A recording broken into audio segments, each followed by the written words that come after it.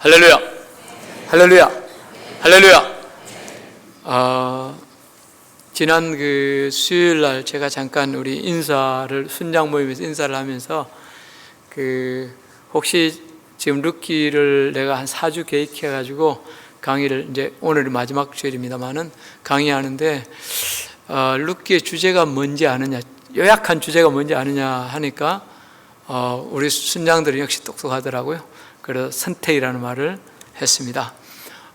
제가 기도원을 내려와서 성도들에게 어떤 말씀을 전할까 새해를 맞으면서 고민하는 가운데 이 선택이라는 주제가 저한테 떠올랐습니다. 사실 하나님은 이미 우리를 선택하셨고 우리를 사랑하십니다. 그렇죠? 그럼에도 불구하고 하나님은 이렇게 우리를 사랑하시지만은 오늘날 우리가 믿노라 하면서 그 선택을 잘못함으로 오히려 불행 가운데 걸어가기도 하고 때로는 넘어지기도 하는 우리의 모습을 볼 수 있다는 겁니다. 그래서 저는 이 시간을 통해서 진짜 하나님 앞에서 우리가 바른 선택을 함으로 하나님이 예비하신 그런 은혜를 받았으면 좋겠다. 또 그 길로 걸어갔으면 좋겠다는 그런 마음을 담아서 말씀을 전합니다. 이런 부분에서 새롭게 또 은혜를 체험하고 하나님을 아름답게 선택하는 저와 여러분들 되었으면 좋겠습니다. 이런 은혜가 있기를 주의 이름으로 축복합니다. 또 우리 오늘 아침에 이렇게 오시면서 저희들이 인사를 했지만은 악수를 하지 않았습니다. 왜냐하면 이제 이 코로나 바이러스 때문에 많은 분들이 마음에 사실 부담을 가지는 것 같아요. 그래서 또 이렇게 하면 또 마음이 불편할 수 있으니까 저희들이 악수는 하고 싶지만은 그냥 인사만 했습니다. 이해하시면 되겠습니다. 나중에 성도의 교제할 때도 여러분들 그냥 악수하실 분들은 악수하셔도 되고요. 또 이런 데 마음에 부담이 있는 분들은 안 하셔도 됩니다. 그냥 인사만 할 테니까요. 그렇게 하시면 되겠습니다. 태초에 만남이 있었습니다. 하나님께서 아담을 만드시고 그 갈빗대로 하와를 만드셔서 이 둘을 만남의 장으로 이끌어 주셨습니다. 이것이 최초의 만남입니다. 아담과 하와의 만남은 그야말로 행복했습니다. 그래서 아담이 뭐라고 고백했습니까? 이는 내 뼈 중에 뼈요 살 중에 살이라. 인류 역사를 통틀어 이보다 깊은 사랑의 고백은 그 어디서도 찾아볼 수 없습니다. 이 점은 우리도 마찬가지입니다. 인간은 만남 속에서 살아갑니다. 어떤 형태로든지 만남을 통해서 삶을 영위하고 이 만남을 떠나서는 존재할 수 없습니다. 그래서 우리 인간을 가리켜 관계성의 존재라고 부르는 것입니다. 그런데 인간의 만남에는 행복한 만남이 있는가 하면 불행한 만남도 있습니다. 하와가 뱀을 만났을 때 죄와 죽음이라는 비극이 찾아왔습니다. 또 이스라엘 왕인 아합이 이세벨을 만남으로 민족 전체가 우상으로 더럽혀졌습니다. 우리 주위에도 보면 결혼 상대자를 잘못 만나서, 친구를 잘못 만나서, 사업 파트너를 잘못 만나서 그 때문에 패가 망신하고 고통을 겪는 사람들이 얼마나 많은지 모릅니다. 그러나 복된 만남, 행복한 만남도 있습니다. 서로를 믿어주고 격려해주며 그 만남을 통해서 내 인생이 더욱 풍성해지고 아름다워지는 그런 만남입니다. 저 같은 경우도 이 만남의 복을 참 많이 누린 사람 중에 하나입니다. 감성이 한창 예민하여 인생을 고민하던 청소년 시절에 좋은 학교를 만났고 거기서 존경하는 선생님들과 목사님을 만난 것이 내 인생의 방향을 송두리째 바꿔놓았습니다. 또 지금도 여명교회를 통해서 여러분을 만나게 된 것, 제겐 얼마나 큰 복이요 감사한지 모릅니다. 그래서 저는 기도할 때마다 아름다운 만남의 복을 주신 하나님께 감사하고 있습니다. 그리고 남은 인생길을 걸어갈 때도 이 만남의 복을 달라고, 제가 만남의 복 되게 달라고 기도하고 있습니다. 오늘 읽은 본문은 한 특별하고 복된 만남을 우리에게 소개해주고 있습니다. 그것은 룻과 보아스의 만남입니다. 이 만남을 통하여 이방 여인이요 소망이 전혀 없던 룻에게 은혜의 새 아침이 밝아오고 있습니다. 룻은 아무것도 모르는 상태에서 보리 이삭을 줍기 위해서 그냥 한 밭에 들어갔는데 그 밭이 때마침 보아스의 밭이었습니다. 그리고 때마침 보아스가 그곳을 방문했습니다. 그래서 성경은 이 둘의 만남을 어떻게 기록하고 있습니까? 룻기 2장 3절과 4절 전반부 말씀입니다. 같이 읽어보겠습니다. 룻이 가서 베는 자를 따라 밭에서 이삭을 줍는데 우연히 엘리멜렉의 친족 보아스에게 속한 밭에 이르렀더라. 마침 보아스가 베들레헴에서부터 와서 베는 자들에게 이르되 여호와께서 너희와 함께 하시기를 원하노라 하니. 자, 보십시오. 룻이 밭에서 이삭을 줬는데 우연히 보아스의 밭에 이르렀습니다. 그런데 때마침 뭡니까? 여러분, 보아스는 굉장히 부자이기 때문에 여러분 같이 일하지 않습니다. 근데 때마침 그가 베들레헴에서 뭡니까? 그 룻이 지금 이삭을 주고 있는 그 밭에 이르렀다고 되어 있습니다. 여러분, 저는 이 우연이라는 표현이 나오는데요, 이 우연이를 희한하게도 아니면 놀랍게도로 번역하고 싶습니다. 여러분 한번 생각해 보십시오. 베들레헴에서 보리 추수하는 곳이 어디 보아스의 밭 하나밖에 없었겠습니까? 수많은 밭에서 보리를 베느라고 여러분 정신이 없었을 것입니다. 그런데도 룻이 보아스의 밭으로 간 것은 하나님의 인도하심이었습니다. 우연이 아니라 하나님의 희한하신 특별하신 인도와 섭리였습니다. 하나님을 선택하고 시어머니에게 효성을 다하는 룻의 인생을 고치기 위해서 그녀의 발걸음을 보아스의 밭으로 인도하신 것입니다. 오늘 예배하는 저와 여러분에게도 이 주님의 인도가 있기를 주의 이름으로 축복합니다. 여러분 가운데 혹시 내가 예수 믿은 것은 우연이라고 생각하는 분들 있습니까? 우연히 예수 믿는 이웃을 만나서 우연히 그를 따라 교회에 나오다 보니 우연히 예수 믿게 되었노라고, 그래서 우연이라고 할 수 있습니다. 그러나 여러분, 그것은 우연이 아닙니다. 하나님의 섭리에 의한 필연입니다. 내 삶의 주인 되신 하나님께서 내 운명을 고쳐주시기 위해서 희한하게 인도하신 섭리의 발걸음입니다. 하나님의 사전에는 이 우연이라는 단어는 존재하지 않습니다. 여러분 보십시오. 하나님께서는 이 두 사람의 발걸음을 희한하게 인도하셨고, 룻은 보아스와의 만남을 통해서 일터를 얻었고 자기와 시어머니의 먹고 사는 문제를 해결했습니다. 그러나 이보다 더 놀라운 복이 있습니다. 그것은 이 만남을 시작으로 룻이 장차 보아스의 신부가 되었다는 것입니다.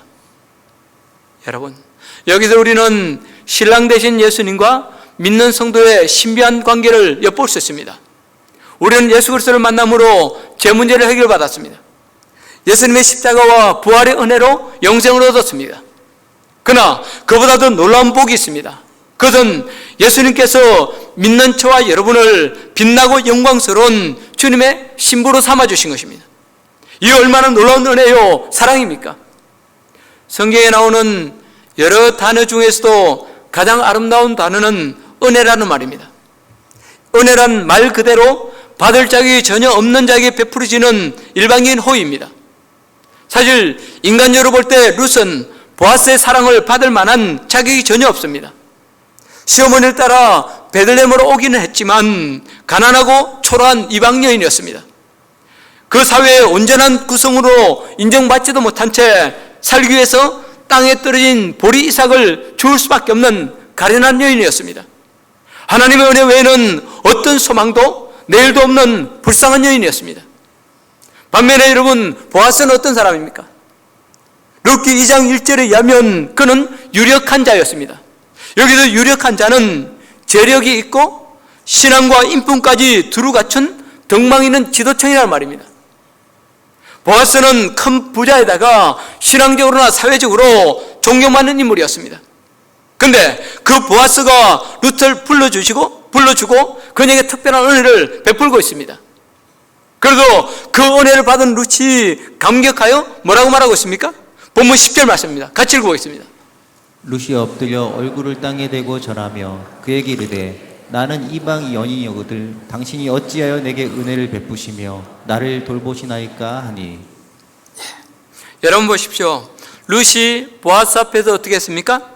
엎드려 얼굴을 땅에 대고 절하며 그에게 이르되 나는 이방 여인이거늘 당신이 어찌하여 내게 은혜를 베푸시며 나를 돌보시나이까. 여러분, 이것은 믿는 성도와 하나님의 관계를 그대로 보여주고 있습니다. 하나님 앞에서 저와 여러분은 룻과 같은 존재, 아니 룻보다도 훨씬 못한 존재들입니다. 내 내면을 보시고 끝으로 드러나지 않은 내 비밀한 생각까지 아시는 하나님 앞에서 우리는 어쩔 수 없는 죄인들입니다. 그러나 하나님께서는 그런 저와 여러분을 사랑하시고 은혜 주시기 위해서 외아들 예수님을 보내주셨습니다. 예수님은 우리와 같은 인간의 몸을 입으시고 이 땅에 오셔서 저와 여러분의 친구가 되어주셨습니다. 십자가 위에서 대속의 피를 흘려주심으로 죄와 사망에 속박해서 저와 여러분을 해방하여 천국 백성 삼아주셨습니다. 그리고 믿는 우리를 영광스러운 당신의 신부로 맞아주시기 위해서 오늘도 성령으로 인쳐주시고 사랑의 손길로 끊임없이 다듬어가고 계십니다. 그렇기 때문에 이 은혜를 체험한 자들은 하나같이 그 은혜에 감격하여 하나님의 크신 사랑을 찬양할 수밖에 없습니다. 그렇습니다, 여러분. 조금만 정직하게 돌아오면 여러분 우리 삶에 은혜 아닌 것이 어디 있습니까? 나의 은혜 된 것은 오직 하나님의 은혜입니다. 오늘 예배하는 저와 여러분 모두에게 이 진실한 감사의 고백이 있기를 주의 이름으로 축복합니다. 그래요 저 룻처럼 신랑 되신 예수님과 가장 깊고 친밀한 사랑의 관계 속으로 나갈 수 있기를 다시 한번 주의 이름으로 축복합니다. 지금까지 우리는 룻과 보아스의 만남을 통해서 그야말로 희한한 방법으로 인도하신, 희한한 은혜로 인도하신, 저와 여러분을 인도하시는 주님의 사랑을 간략하게 생각해 봤습니다. 그렇다면 룻이 보아스를 만남으로 누리게 된 복은 구체적으로 무엇입니까? 오늘 본문은 그 복을 다음 몇 가지로 말해주고 있습니다. 첫째는 보호의 복입니다. 본문 8절 9절 말씀 우리 같이 읽어보겠습니다. 보아스가 룻에게 이르되 내 딸아 들으라. 이삭을 주우러 다른 밭으로 가지 말며 여기서 떠나지 말고 나의 소녀들과 함께 있으라. 그들이 베는 밭을 보고 그들을 따르라. 내가 그 소년들에게 명령하여 너를 건드리지 말라 하였느니라. 목이 마르거든 그릇에 가서 소녀들이 걸어온 것을 마실지니라 하는지라. 여러분 보십시오. 보아스는 룻에게 뭐라고 말합니까? 다른 사람의 밭에 가지 말고 내 밭에 있으라. 내가 너를 책임지겠다. 내가 너를 보호해 주겠다. 그렇게 말합니다. 단순히 생계 문제뿐만 아니라 다른 사람의 유혹과 위협으로부터도 지켜주겠다라고 약속하고 있습니다. 여러분, 여기서 우리는 믿는 자 한 사람 한 사람을 향한 우리 주님의 보호와 돌보심의 은총을 발견하게 됩니다. 그렇습니다, 여러분. 하나님은 오늘도 우리를 구원하여 천국 백성 삼아주셨습니다. 뿐만 아니라 실제로 나를 보호해 주시고 내 생애를 책임져 주십니다. 그런데 우리 중에는 하나님이 이러한 이러한 보호에 나를 맡기지 못하고 내 힘으로 어떻게 해보려고 발버둥 치는 사람들이 얼마나 많습니까? 사랑하는 성도 여러분, 저와 여러분은 어떻습니까? 항상은 아닐지라도 내 삶의 한 시점에서 정말 진지하게 하나님의 은혜를 구해보셨습니까? 하나님, 나는 하나님의 은혜 없이는 살 수 없습니다. 나를 불쌍히 여겨 주십시오. 내게 은혜를 베풀어 주십시오. 몸부림치며 주님의 은혜에 내 삶을 맡겨보셨습니까? 여러분, 룻기 초도에 나오지만 하나님의 백성인 엘리멜렉과 나오미를 보십시오. 그 엘리멜렉과 나오미가 그처럼 비참한 지경에 빠진 이유가 무엇입니까? 그것은 그들이 하나님의 약속과 은혜를 외면하고 그들 스스로 하나님의 보호 울타리를 벗어났기 때문입니다. 하나님이 있으라고 하신 약속의 땅 베들레헴을 벗어나 이방 땅인 모압으로 갔기 때문입니다. 나오미와 그녀의 남편 엘리멜렉은 모압으로 갈 때 하나님을 의지하지 않았습니다. 오히려 잠시 동안의 고난을 견디지 못해 그 고난을 피하기 위해서 자기 멋대로 하나님의 보호를 벗어나 버렸습니다. 결국 두 아들과 남편을 잃는 큰 고통을 겪고 나서야 비로소 잘못을 깨닫고 하나님께로 돌이키게 된 것입니다. 어떻게 보면 우리는 모두 두려움의 시대를 살아가고 있습니다. 특별히 전 세계를 덮치고 있는 신종 코로나 바이러스의 공포를 보십시오. 수많은 사람들이 시시각각으로 조여드는 두려움의 포로가 되어서 하루하루를 전전긍긍하며 살아가고 있습니다. 몇 년 전 미국 대통령 선거의 공약 중에 하나가 사회 안전이었습니다. 이것만 봐도 현대인들이 겪는 두려움과 공포가 얼마나 큰지 금방 느낄 수 있습니다. 그렇다면 우리는 이 두려움을 어떻게 극복하고 인생을 담대하게 살아갈 수 있습니까? 우리는 구약 성경에서 실제로 그런 삶을 살아간 한 인물을 발견하게 됩니다. 그가 바로 다윗입니다. 사실 다윗의 생애를 보면 그가 얼마나 많은 위협과 두려움에 노출된 삶을 살았습니까? 무려 13년 동안을 사울왕의 죽음의 유혹을 피해서 정치 없는 도망자의 신세가 되어야 했습니다. 왕이 된 후에도 화살과 칼이 난무하는 전쟁의 선봉에 수없이 서야 했고, 나중에는 아들 압살롬의 반역 때문에 목숨을 부지하기 위해서 부랴부랴 도망가기까지 했습니다. 그런데 그 다윗이 시편 62편 2절 6절에서 뭐라고 끄덕끄덕 말하고 있습니까? 같이 읽어보겠습니다. 오직 그만이 나의 반석이시요 나의 구원이시요 나의 요새이시니 내가 크게 흔들리지 아니하리로다. 오직 그만이 나의 반석이시요 나의 구원이시요 나의 요새이시니 내가 흔들리지 아니하리로다. 자 보십시오. 오직 그만이. 여러분께서 그건 누굽니까? 하나님이시죠. 하나님. 근데 자 보십시오. 그냥 그분이실지도 모른다? 그렇게 됐습니까? 오직 그만이. 오직 하나님만이 나의 반석이시요 나의 구원이시요 나의 요새이시니 내가 흔들리지 아니하리로다.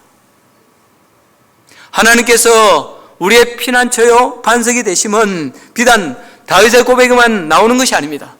시편 46편 1절부터 3절에서 여러분 고라 자손들이 뭐라고 외쳤습니까? 우리 같이 읽어보겠습니다.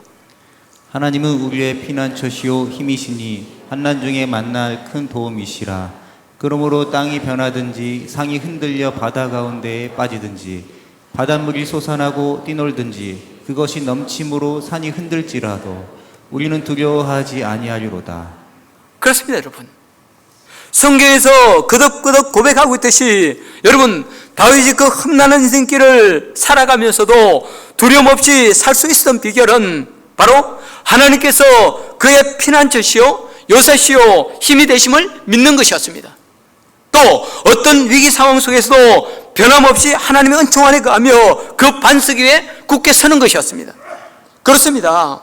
여러분 어린 다윗이 블레셋의 거인 장수인 골리앗과 그처럼 당당히 맞설 수 있었던 것, 또 승리해서 그의 생명을 취할 수 있었던 것 뿐만 아니라 온갖 전쟁터를 누비며 가는 곳마다 승리를 거둘 수 있었던 것, 다 반석이요 보호자 되신 하나님을 전적으로 신뢰했기 때문입니다. 이 믿음을 받으시고 하나님이 역사해 주셨기 때문입니다. 그러나 여러분 이러한 다윗의 삶에도 죄가 들어오자 그와 하나님과의 관계가 흔들리고 두려움이 찾아옵니다. 이 점은 오늘날 저와 여러분도 마찬가지입니다. 죄는 하나님과 우리 사이를 흔들고 변질시킵니다. 그리고 하나님과의 관계가 흔들리면 모든 것이 불안하고 두려울 수밖에 없습니다.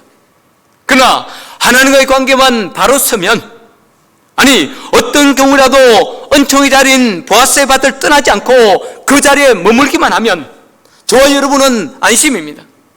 아무것도 두려울 것이 없습니다. 산이 뒤집히고 바닷물이 흉흉해도 피난처 되신 하나님, 나의 힘이 되신 하나님께서 끝까지 붙드시고 책임져 주실 것이기 때문입니다. 중요한 것은 내가 그 은혜 가운데 있느냐는 것입니다. 나의 힘과 피난처가 되시는 하나님을 신뢰하고 믿음의 자리에 끝까지 머물러 있느냐는 것입니다. 그래서 여러분 본문 8절에서 하나님이 보아스의 입술을 빌려서 저와 여러분에게 하시는 말씀이 무엇입니까? 내 딸아 들으라. 이삭을 주우러 다른 밭으로 가지 말며 여기서 떠나지 말고 나의 소녀들과 함께 있으라. 한마디로 내 밭을 떠나지 말라는 것입니다. 어떤 일이 있어도 하나님의 품을 떠나지 말고 은혜의 자리에 머물러 있으라는 것입니다. 오늘 많은 사람들이 착각하는 것이 하나 있습니다. 하나님의 은혜를 우리가 찾아야 한다고 생각하는 것입니다. 그래도 그 은혜를 받기 위해서 이것저것을 바삐 뛰어다닙니다. 신앙생활 하다가 조금만 힘든 일을 만나면 금방 낙심하여 우리의 눈을 다른 것으로 돌립니다. 또 속히 하나님을 떠나 세상 이곳저곳을 기웃거리는 경우가 얼마나 많습니까? 그러나 과연 그렇습니까? 한 소년이 행복의 무지개를 찾아 먼 여행길을 떠나듯이 우리도 그렇게 은혜를 찾아서 여행을 떠나야 하는 것입니까? 그래야 은혜를 만날 수 있습니까? 그렇지 않습니다. 하나님의 은혜는 내가 찾아서 만날 수 있는 것이 아니라 하나님이 먼저 나를 찾아오시고 내게 부어주시는 것입니다. 우리는 단지 마음문을 열고 나의 태도를 바꾸고 내게 다가오시는 하나님의 은혜를 받아들이기만 하면 되는 것입니다. 저 룻처럼 하나님께서 있으라고 하신 그 자리를 떠나지 아니하고 은혜 듣기를 사모하기만 하면, 주어지는 말씀을 아멘으로 받기만 하면 마침내 우리의 갈급한 심령을 채워주시고 넘치는 복으로 함께해 주시는 것입니다. 이 시간 여러분에게 다시 한번 묻습니다. 사랑하는 성도 여러분, 지금 여러분이 서 있는 자리는 어디입니까? 지금 여러분은 은혜의 자리에 머물러 있습니까? 그 자리에서 내 마음 문을 열고 나의 태도를 바꾸고 은혜 듣기를 간절히 사모하십니까? 이 시간 다른 무엇보다도 이 신앙의 자리, 이 은혜 사모하는 마음을 회복함으로 우리의 빈 영혼을 충만케 채우시고 넘치는 복으로 함께 하시는 주님의 은혜를 다 누리시기를 주의 이름으로 축복합니다. 룻이 보아스를 만남으로 누린 두 번째 복이 뭡니까? 그것은 위로의 복입니다. 본문 13절을 보십시오. 그래도 룻이 뭐라고 했습니까? 룻이 이르되 내 주여 내가 당신께 은혜 입기를 원하나이다. 나는 당신의 하녀 중에 하나와도 같지 못하오나 당신이 이 하녀를 위로하시고 마음을 기쁘게 하는 말씀을 하셨나이다 하니라. 여러분 룻의 고백을 들어보십시오. 나는 당신의 하녀 중에 하나와도 같지 못하오나 당신이 이 하녀를 위로하시고 마음을 기쁘게 해주셨나이다. 여러분, 룻은 보아스에게 물질적인 도움만 받은 것이 아닙니다. 룻이 보아스를 만나서 더 행복했던 이유는 그 보아스를 통해 마음의 큰 위로를 받았기 때문입니다. 넘치는 기쁨을 얻었기 때문입니다. 보아스가 룻에게 무슨 말을 했습니까? 본문 11절입니다. 보아스가 그에게 대답하여 이르되 내 남편이 죽은 후로 내가 시어머니에게 행한 모든 것과 내 부모와 고국을 떠나 전에 알지 못하던 백성에게로 온 일 내게 분명히 알려졌느니라. 그렇습니다. 여러분 보십시오. 보아스가 뭐라고 합니까? 내게 분명히 알려졌느니라. 그렇죠? 내가 분명히 알게 되었느니라. 여기서 보아스가 룻에게 제일 먼저 한 말은 내가 너를 안다. 그 말입니다. 지금까지 룻이 한 모든 수고와 희생을 그가 알고 있다는 것입니다. 그렇습니다, 여러분. 사실 룻이 시어머니를 따라 베들레헴에 왔을 때 당장 먹을 것이 없고 앞날에 소망이 없는 것도 참 힘든 일이었습니다. 그러나 그보다 더 고통스럽고 아팠던 것은 그녀에게는 진정한 위로자가 없었다는 것입니다. 마음에 깊은 상처가 있고 말할 수 없는 아픔이 있는데도 막상 그 아픔을 털어놓을 수 있는 사람, 아니 그 아픔을 알아주고 위로해주는 사람이 아무도 없더라는 것입니다. 그런데 이 보아스를 만나면서 룻은 그 위로를 경험하고 마음에 큰 기쁨을 얻게 됩니다. 얼마나 기쁘고 힘이 났겠습니까? 저도 엊그제 이 말씀을 준비하면서 까닭없이 제 눈에서 눈물이 흘러내렸습니다. 현대인들의 가장 큰 아픔이 있다면 그것은 고독, 외로움, 단절의 문제입니다. 우리는 많은 사람들에게 둘러싸여 있으면서도 서로 단절된 채, 서로 벽을 쌓은 채 고독하게 살고 있습니다. 심지어 가족끼리도 위로받지 못한 채 물과 기름처럼 그렇게 움직이고 있습니다. 얼마 전 유럽 사회에 큰 센세이션을 일으킨 사건이 하나 있었습니다. 혼자 사는 할아버지 한 분이 자신을 판다는 광고를 낸 것입니다. 자기를 소상하게 소개하고 자신을 아버지로 입양할 가정을 찾는다는 광고를 신문에 실은 것입니다. 얼마나 외롭고 고독했으면 그런 광고를 다 냈겠습니까? 저는 그 기사를 접하고 현대인들의 심각한 고독과 아픔에 다시 한번 마음이 먹먹해졌습니다. 또 10수년 전에 로스앤젤레스에서 한국 청소년 갱단이 조직되어 큰 무리를 일으킨 적이 있습니다. 그 소년들이 경찰에 체포되자 부모들이 경찰서로 찾아가서 자녀들을 붙들고 가슴을 치며 이렇게 말했습니다. 내가 너를 위해 머나먼 타국까지 와서 이 고생하고 있는데 지금까지 너 해달라는 것 뼈를 깎는 고통을 통해서라도 다 해주는데 이게 뭐냐 며 대성통곡을 했습니다. 그때 아이 중에 한 명이 이렇게 말했습니다. 어머니 아버지, 나에게는 돈이 필요한 게 아니라 아버지와 어머니가 필요했습니다. 오늘도 나는 돈이 아니라 아버지와 어머니가 필요하다는 이 소년의 외침은 우리의 마음을 아프게 합니다.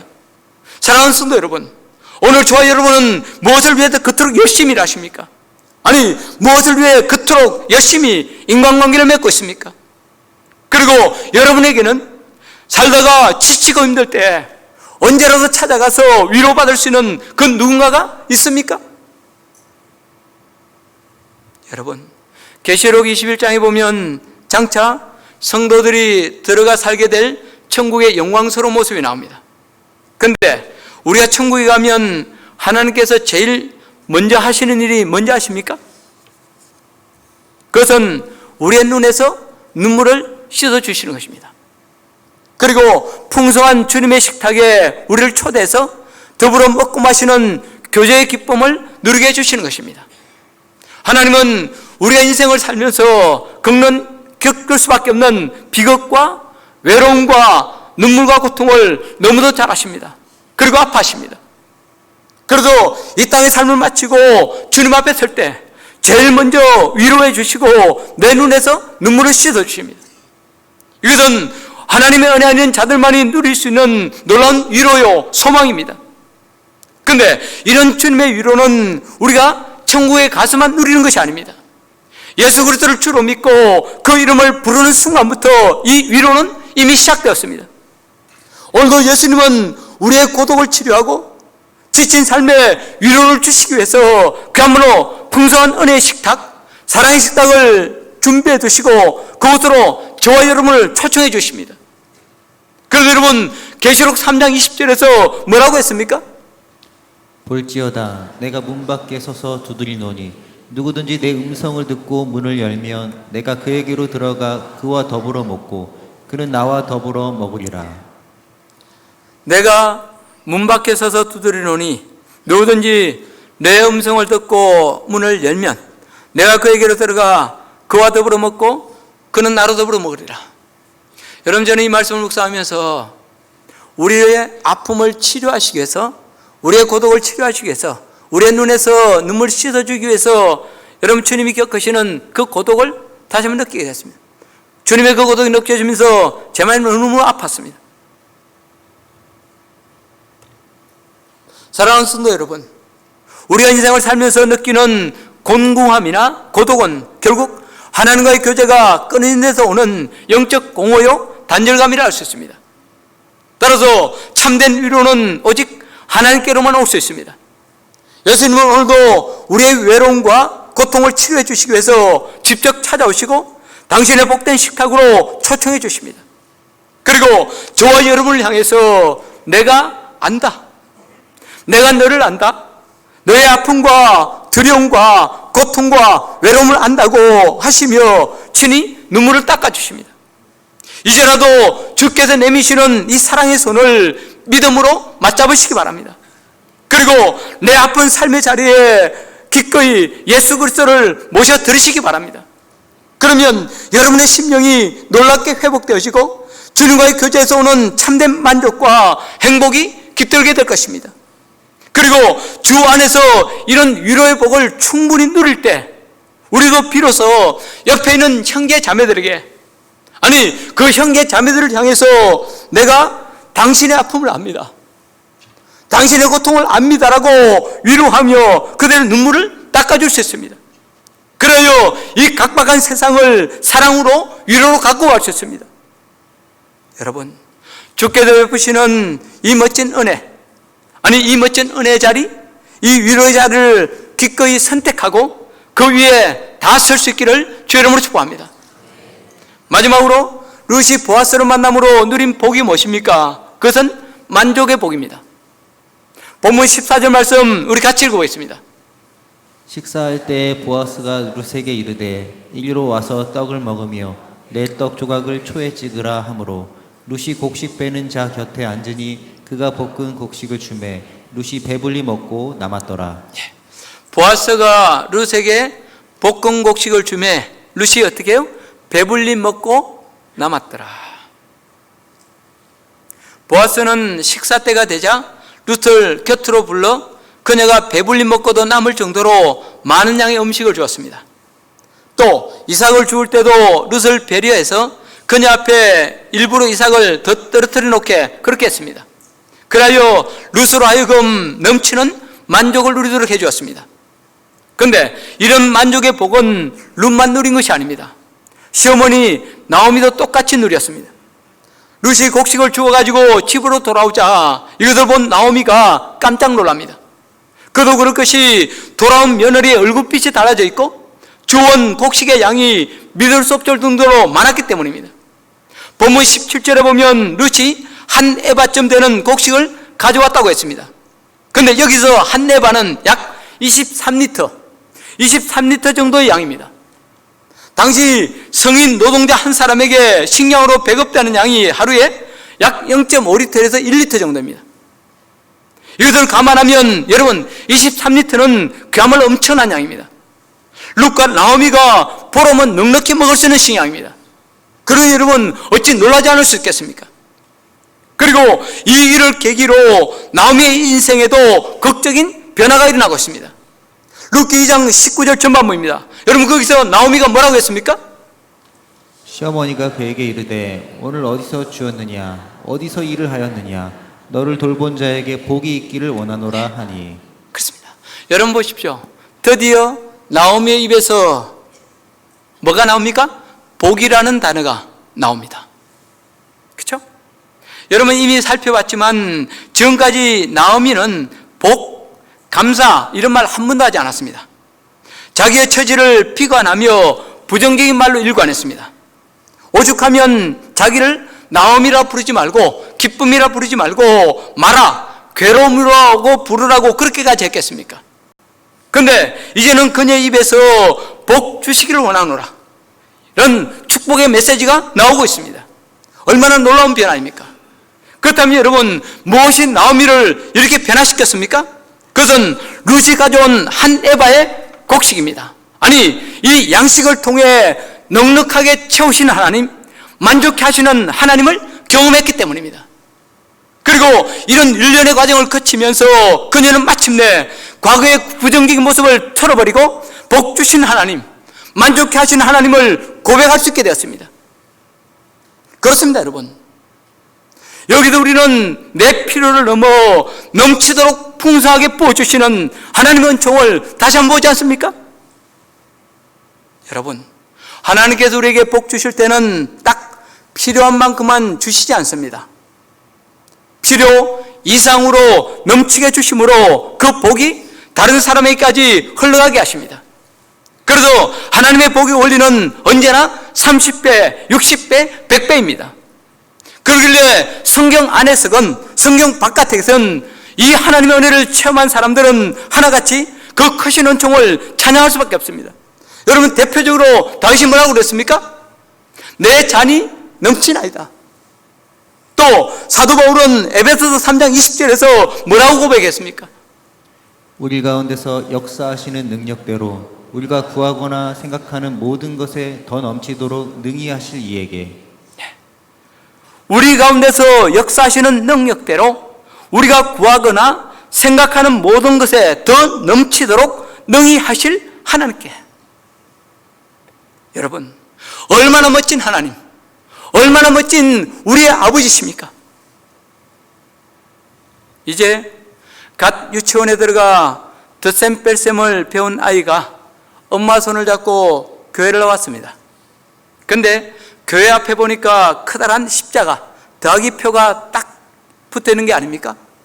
그들 보자 이 아이는 너무 반가워서 엄마의 손을 잡아 흔들며 이렇게 말했습니다. 엄마 저기 더하기 표가 있어요. 더하기 표가 있어요. 그렇습니다 여러분. 생명의 주 되신 하나님은 우리의 영원한 더하기 표, 플러스 표이십니다. 아무리 마이너스 인생이라 할지라도 아무리 실패한 자리에 있다 할지라도 내 절망의 저 밑바닥에 있다 할지라도 예수님 앞에 나와서 은혜 있기를 간절히 사모하면 하나님은 저와 여러분을 플러스 인생으로 아니 더하기 인생으로 바꾸어 주십니다. 문제는 우리가 진정 하나님을 선택하고 그 은혜 자리를 떠나지 아니하고 은혜 있기를 간절히 구하는 하는 것입니다. 이제 결론을 맺고 싶습니다. 요즘은 비행기가 나라와 나라 사이를 이어주는 가장 중요한 교통수단이 되고 있습니다. 그러나 실제로 비행기가 생긴 것은 그리 오래되지는 않았습니다. 처음으로 비행기가 하늘을 날기 시작하던 그 시절에 있었던 이야기입니다. 한 조종사가 경비행기를 타고 바다 위를 날고 있었습니다. 육지를 떠나서 약 40-50km 좀 나갔는데 조종실 바로 아래서 무언가가 꺾는 소리가 났습니다.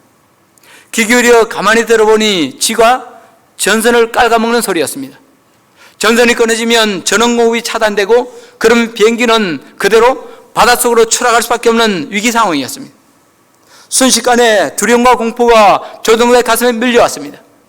그래서 조종사는 그 쥐를 떨쳐버리기 위해서 비행기를 옆으로 까불고 온갖 짓을 다 해봤지만 전선을 깔아먹는 소리는 계속 들려왔습니다. 그가 할 수 있는 방법을 다 써봤지만 허사였습니다. 근데 바로 그때 한 생각이 성광처럼 그의 머리를 스치고 지나갔습니다. 비행기의 고도를 높여라. 고도를 높여라. 그래서 이 조종사는 곧장 고도를 높여서 하늘 높이 올라갔습니다. 그리고 지상에서 어느 정도 높이 올라가니까 갑자기 그 깔아먹는 소리가 딱 멈췄습니다. 고도를 높이자 비행기가 쥐가 기압을 이기지 못하고 죽고 만 것입니다. 그렇습니다, 여러분. 세상 살면서 문제에 부딪히고 역경을 만날 때마다 우리는 사람 바라보며 그 문제를 내 힘으로 해결해 보려고 몸부림치며 골머리를 앓았습니다. 그러나 내 힘으로 문제를 해결하려고 하면 할수록 머리를 굴리고 몸부림치면 칠수록 해결되기는커녕 일이 더 꼬인 적이 얼마나 많습니까? 그로 인해 민노를 하면서도 우리는 좌절하고 지지리도 안 풀리는 내 인생을 원망한 적이 또 얼마나 많았습니까? 그러나 이제는 멈추시기 바랍니다. 스탑! 대신 믿음의 고도를 높여서 하나님 앞에 그 문제와 함께 여러분 자신을 세우시기 바랍니다. 모든 것이 끝장난 것처럼 보이는 상황이라 할지라도, 아니 도저히 길이 보이지 않는 절망의 끝이라 할지라도 사람이나 세상 바라보지 말고 내 믿음의 고도를 바짝 높여서 하나님을 선택하고 은혜의 있기를 간절히 원하며 주님 앞에 나오십시오. 은혜의 자리를 절대로 떠나지 마십시오. 그러면 하나님께서는 그런 자들을 절대로 외면치 않으십니다. 절대로 빈손으로 돌려보내지 않으시고 우리가 구하지 않은 것까지 넘치게 복 주십니다. 내 앞에 거대한 산이 가로막고 있다면 그 산을 돌려 바다에 빠지는 기적이라도 행해 주십니다. 마지막으로 여러분에게 묻습니다. 사랑하는 성도 여러분, 하나님께서 이 시간 여러분을 이 예배의 자리로 부르신 이유가 뭘까요? 여러분이 이 예배 자리에 나오신 이유가 뭡니까? 그것은 문제가 생길 때마다 세상 바라보고 사람 바라보고 문제에 빠져 주저앉아 있는 저와 여러분으로 하여금 이제는 하나님을 선택하고 하나님을 바라보도록 해주시기 위해서입니다. 우리를 보아스의 밭으로 인도해서 은혜 주시기 위함입니다. 아니 하나님의 은혜를 사모하는 저와 여러분의 결핍을 채워주시고 상처를 치유해 주시고 더 영광스러운 존재로 세워주시기 위해서입니다. 이제라도 이 사실을 가슴 깊이 새기고 좋을 때뿐만 아니라 고난의 때 더 하나님을 선택하고 은혜 자리를 떠나지 아니하고 은혜 있기를 간절히 사모하시기 바랍니다. 마음문을 열고 내 마음의 태도를 새롭게 바꾸고 주님 말씀을 아멘으로 화답하시기 바랍니다. 그럴 때 저와 여러분이 그냥 걸어가는 길, 특별히 뭔가 계획을 세우고 걸어가는 것이 아닌데도 불구하고 그냥 걸어가는 길, 그럴 때 걸어가는 길이 바로 루처럼 보호의 복, 위로의 복, 만족의 복에 있는 보아스의 밭이 다 되게 해주실 것입니다. 이 은혜를 다 누릴 수 있는 하나님 안에서 바른 선택을 통해서 주님 주시는 이 은혜를 다 누릴 수 있는 저와 여러분들 다 될 수 있기를 주의 이름으로 축복합니다. 찬양하고 기도하겠습니다.